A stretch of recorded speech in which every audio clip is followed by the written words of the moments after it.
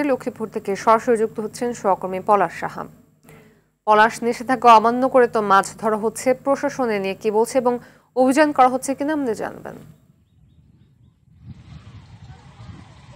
ফাতিমা, যেমনটি জানাচ্ছিলেন যে আসলে ইলিশের উৎপাদন বাড়াতে মার্চ এপ্রিল 2 মাস লক্ষ্মীপুরের মেঘনা ইলিশ সহ সকল ধরনের মাছ ধরে নিষেধাজ্ঞা জারি করা হয়েছে। এই সময় ইলিশ আহরণ, বিপণন, মজুদ সম্পূর্ণরূপে নিষেধাজ্ঞা জারি করেছে মৎস্য বিভাগ।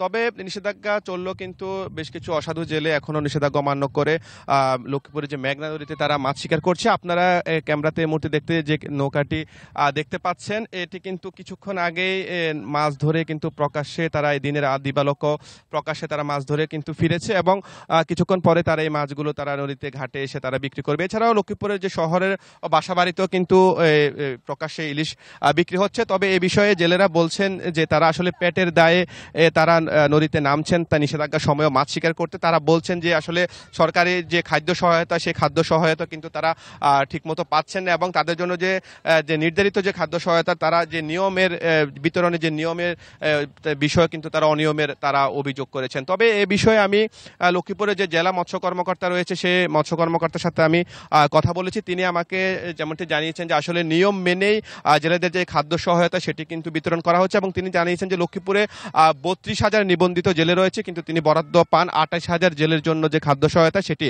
এবং তিনি ইতিমধ্যে কিন্তু বরাদ্দ বাড়ানোর ব্যাপারে সংশ্লিষ্ট যে দপ্তর রয়েছে সেই দপ্তরে তিনি আবেদন করেছেন। এছাড়া জেলেদের যে তালিকা রয়েছে এবং যেসব জেলে রয়েছে মারা গিয়েছে এবং অনেক জেলে যে যারা পেশা পরিবর্তন করেছেন তারা সেগুলো হালনাগাদ করে নতুন করে যে জেলেদের যে তালিকা সেটি তারা করছেন এবং তাদেরকে সে নিয়ম অনুযায়ী যে 2 মাসে যে তাদের নিষেধাজ্ঞা চলাকালীন সময় যে খাদ্য সহায়তা সেটি বিতরণ করা হবে বলে তিনি জানিয়েছেন। আর নিষেধাজ্ঞা সফল করতে জেলা প্রশাসন, মৎস্য বিভাগ এবং নৌ পুলিশ, কোস্টগার্ড সমন্বয়ে একটি টাস্ক ফোর্স গঠন করা হয়েছে। তারা কিন্তু নিয়মিত নদীতে অভিযান পরিচালনা করছেন এবং যারা নিষেধাজ্ঞা অমান্য করে মাছ শিকার করছেন তাদেরকে জেল ও জরিমানার আওতায় আনা হচ্ছে বলে তিনি জানিয়েছেন। ফাতিমা, ধন্যবাদ।